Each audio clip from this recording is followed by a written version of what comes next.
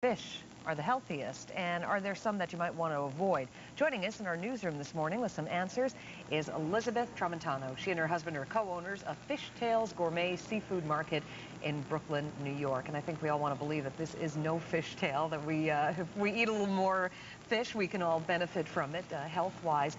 Why do you think, Elizabeth, people don't just naturally eat more fish? I think in the past there has been a great concern about pollution, and the industry has addressed that. Most of your shellfish now is farmed, and those farms are regulated and monitored quite often for pollution.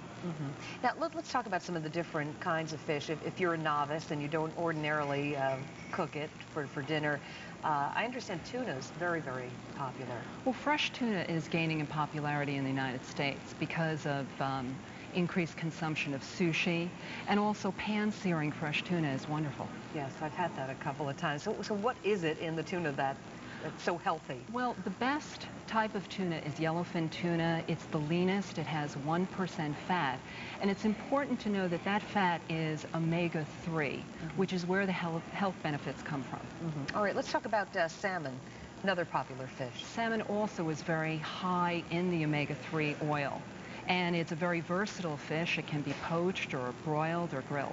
Okay, that's not a searing fish, though, is it? No, it does need to be cooked Okay, thoroughly. it does. All right. Want to make sure we don't get anybody confused here with the recipes. How about the mackerel? Mackerel's not as popular of a fish because it's a little bit heavier in taste, very similar to bluefish. But, for example, we carry a wonderful product, a smoked mackerel, that can be just flaked over a salad. And what about shellfish? You touched on this before. Shellfish, the achievements in the industry in farming shellfish have been tremendous.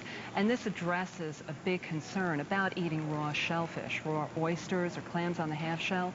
That's virtually been eliminated now that the product is farmed and monitored. And a lot of people, of course, love shrimp. And as we just indicated, it is high in cholesterol, though. No more than lean meat. So maybe you might not want to eat shrimp as often as you do some other types of fish. So maybe stick with the tuna or the salmon if you're gonna eat a lot of it. Any kind of fish that you might want to stay away from that might not be as healthy?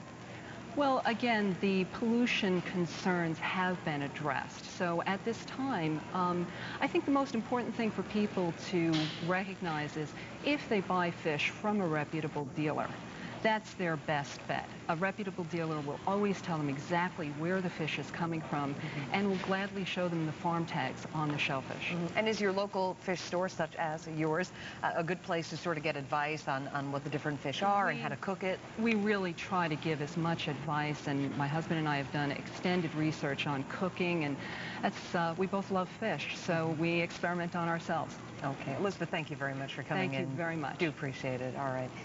Well, we are going to take a quick break here, but when MSNBC's Morning Line returns, two well-known figures die in less than a week, both in skiing accidents.